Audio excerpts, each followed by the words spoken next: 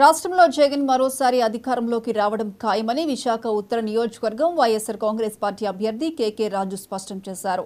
5 ఏళ్లుగా రాష్ట్రంలో ప్రతి ఒక్క లబ్ధిదారుడికి సంక్షేమ పథకాలు అమలు చేసిన ఘనత ఆయనదేనన్నారు. విశాఖ ఉత్తర నియోజకవర్గం వైఎస్ఆర్ పార్టీ అభ్యర్థి కేకే రాజు నామినేషన్ దాఖలు చేశారు.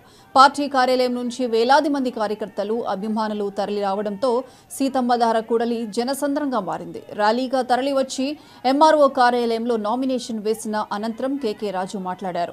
ఉత్తరాంధ్ర అభివృద్ధి కోసం కృషి చేస్తున్న తమపై తప్పుడు ప్రచారాలు చేస్తున్నారని, రౌడీలు, గూండాలంటూ మాట్లాడితే ప్రజలు నమ్మరని ప్రతిపక్షాలపై కేకే రాజు తనదైన శైలిలో మండిపడ్డారు.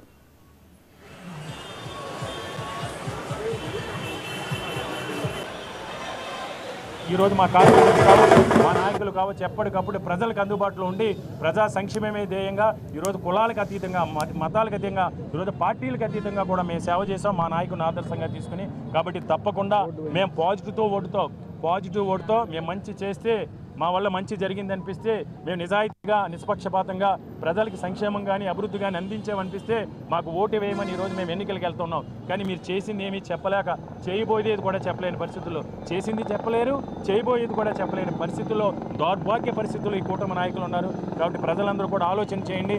మేము మళ్ళీ మీకు మాటిస్తాం. మాకున్న ప్రతి అవకాశాన్ని కూడా, అధికారాన్ని కూడా ప్రజా ప్రయోజనం కోసం, ప్రజల శ్రేయస్సు కోసం ఇచ్చేస్తామని మేము మాటిస్తున్నాం. మళ్ళీ చెప్తున్నాం.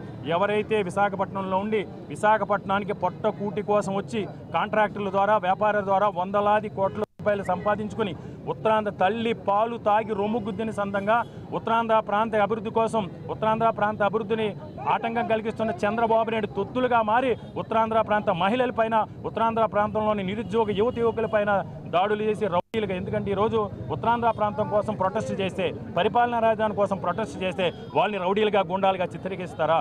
అంటే ఉత్తరాంధ్ర ప్రాంతంలో నిరుద్యోగ యువకులందరూ కూడా వారి ఉపాధి కోసం అడిగితే వారు రౌడీలుగా, గుండాలుగా మీరు కనపడుతున్నారా?